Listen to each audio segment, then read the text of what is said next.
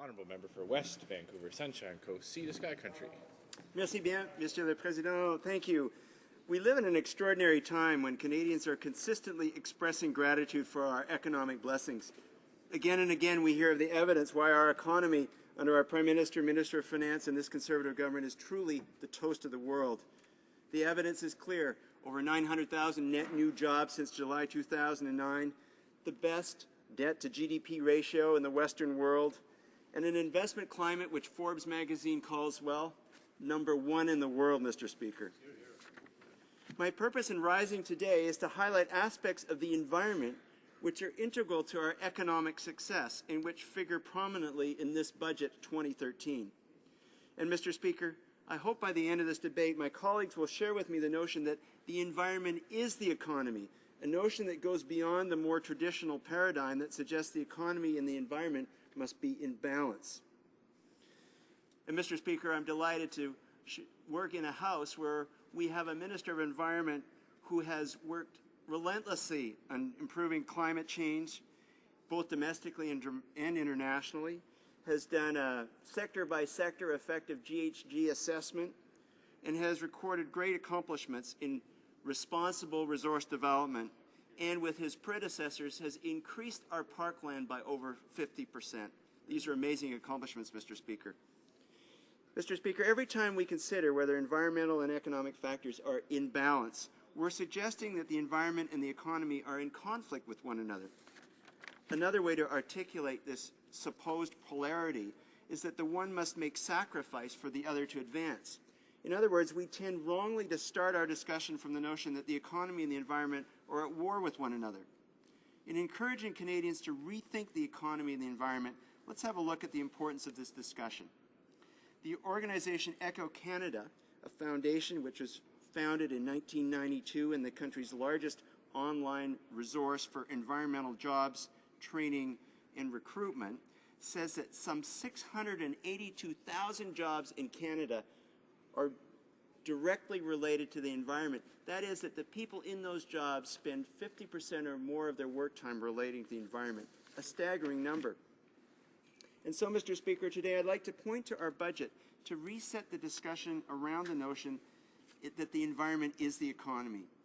And as we discuss, perhaps instead, the quality of life of Canadians, instead of how the economy and environment are struggling against one another, our budget in its genius brings out many ways in which this government views our economy and environment to be interrelated and coexisting.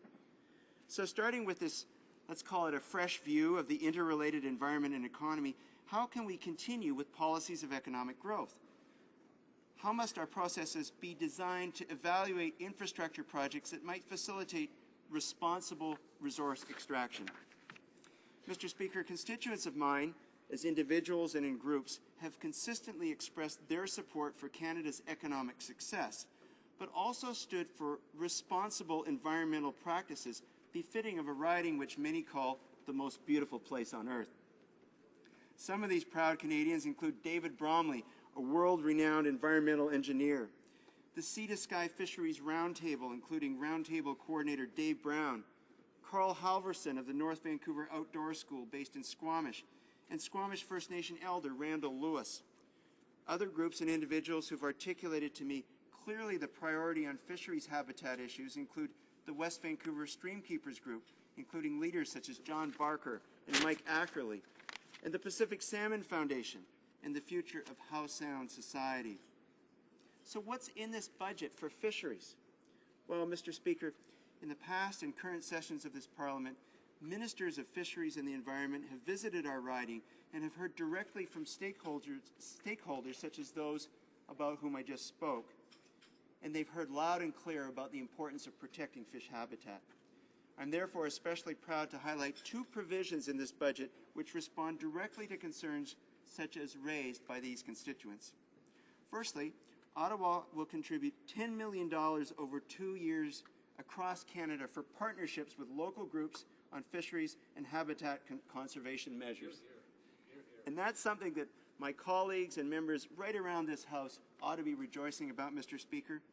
There is a direct relationship between this budget and between millions of Canadian volunteers, anglers, and recreational fishers who will benefit from this excellent measure.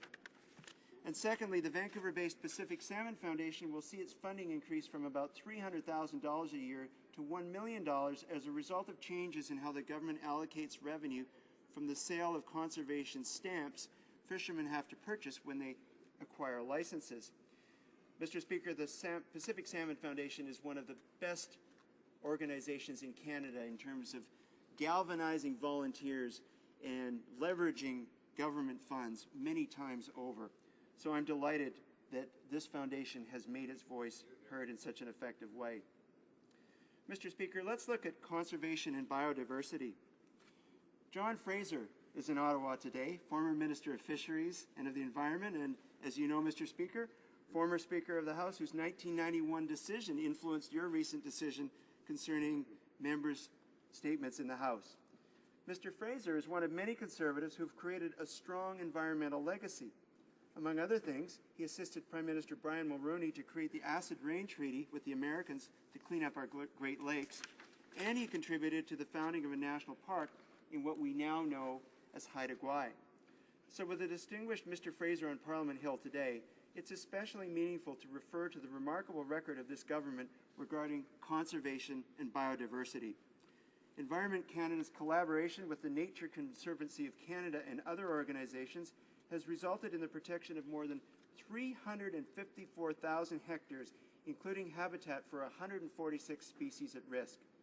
Our investments include $10 million to safeguard the Flathead River Valley in British Columbia. Since 2006, the Government of Canada has added 148,754 square kilometers to Parks Canada's network of protected areas, a tremendous accomplishment for this Minister of Environment and his predecessors. As a result, we've increased the total land and water that comes under our stewardship by more than half. The government's investment of $143 million over 10 years to create Canada's first national urban park in the Rouge Valley of Toronto is a fine example of action. John Fraser, you'll be happy to hear we're carrying on your great environmental legacy. What's in the budget for the environment generally, Mr. Speaker? Well, environmental concerns in BC focus heavily on tanker safety, and Canada is a world-class regulator with an almost unblemished record of tanker safety on the West Coast. The Government of Canada has taken further action to ensure that it continues its world-class tanker safety system for shipping oil and liquefied natural gas safely through Canada's waterways before any major new energy export facilities become operational.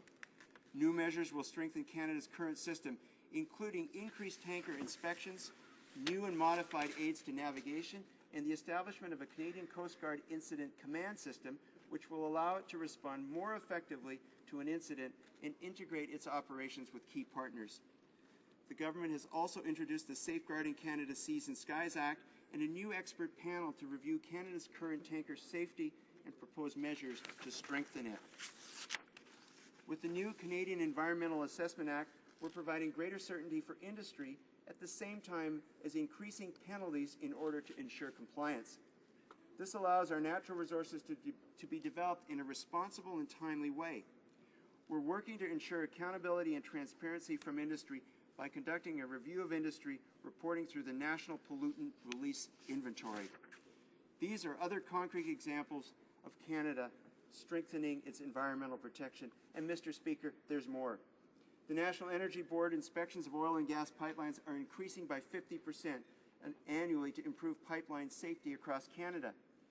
Canada is doubling the number of comprehensive audits of oil and gas pipelines to identify potential safety issues before they occur.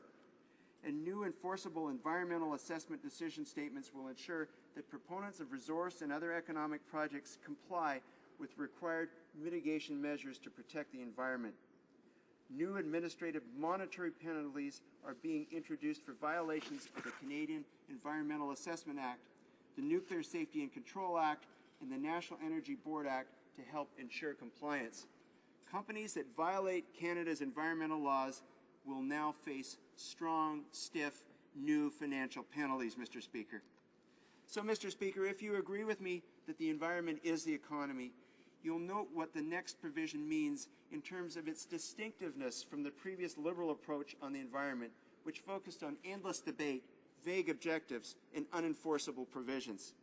In contrast to that previous Liberal approach, Mr. Speaker, budgets of this Conservative government have created a $1.5 billion trust fund to help provinces and territories invest in major projects that clean our air and result in real GHG emission reductions. This government is committed to reducing Canada's total GHG emissions by 17% from 2005 levels by 2020 and is halfway to meeting its target, a target that is inscribed in the Copenhagen Accord. Mr. Speaker, those are concrete and measurable evidences of progress on the environment.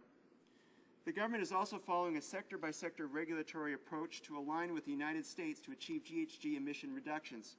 To date, stringent regulations to reduce GHG emissions in the electricity and transport sectors have been implemented. In addition, work is also underway to develop regulations for the oil and gas sector.